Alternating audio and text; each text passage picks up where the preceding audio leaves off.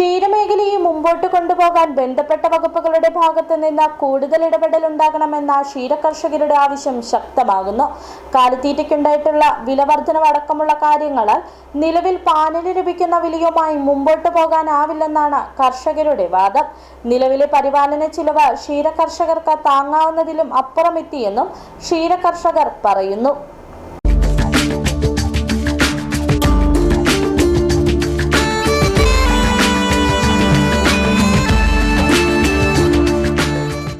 ക്ഷീരമേഖലയെ പിടിച്ചു നിർത്തുവാൻ ബന്ധപ്പെട്ട വകുപ്പുകളുടെ ഭാഗത്തു നിന്നും കൂടുതൽ ഫലപ്രദമായ ഇടപെടൽ ഉണ്ടാകണമെന്ന ആവശ്യമാണ് ക്ഷീര കർഷകരുടെ ഭാഗത്തു നിന്നും ഉയരുന്നത്. വർഷങ്ങൾക്ക് മുമ്പ് പാലിന്റെ വില വർദ്ധിപ്പിച്ച കാലയളവിൽ 700 രൂപയായിരുന്നു ഒരു ചാക്ക് കാലിത്തീറ്റയുടെ വില. ഇന്ന് കാലിത്തീറ്റ വില ഇരട്ടിക്കടുത്ത് വർദ്ധിച്ചതായി കർഷകർ പറയുന്നു. കാലിത്തീറ്റയ്ക്കുണ്ടായിട്ടുള്ള വിലവർധനവടക്കമുള്ള കാര്യങ്ങളിൽ നിലവിൽ പാലിന് ലഭിക്കുന്ന വിലയുമായി മുന്നോട്ട് പോകുവാനാവില്ലെന്നാണ് കർഷകർ പറയുന്നത്. ഇന്ന് ക്ഷീര കർഷക മേഖലയിൽ ഒത്തിരിയധികം പ്രതിസന്ധി നേരിടുന്ന സമയമാണ്. പ്രത്യേകിച്ച് വേനൽക്കാലം ആയതോടുകൂടി പുല്ലിന് വളരെയധികം ക്ഷാമം, കാലിത്തീറ്റയ്ക്ക് അധികമായ വില കൂടുന്നു. പശുക്കളെ പരിപാലിക്കുന്നതിന് എല്ലാ തരത്തിലും നമുക്ക് സാമ്പത്തികമായിട്ട് ബുദ്ധിമുട്ട് ഉണ്ടാകുന്നുണ്ട്.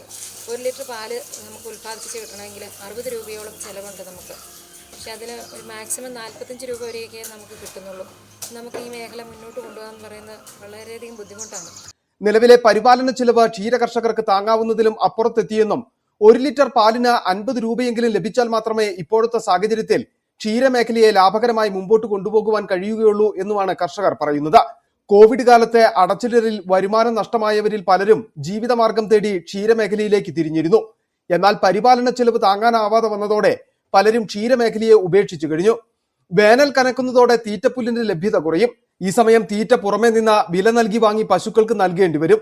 ഇത് ക്ഷീര കർഷകർക്ക് പിന്നെയും ബാധ്യത സമ്മാനിക്കും. City vision, Adimali.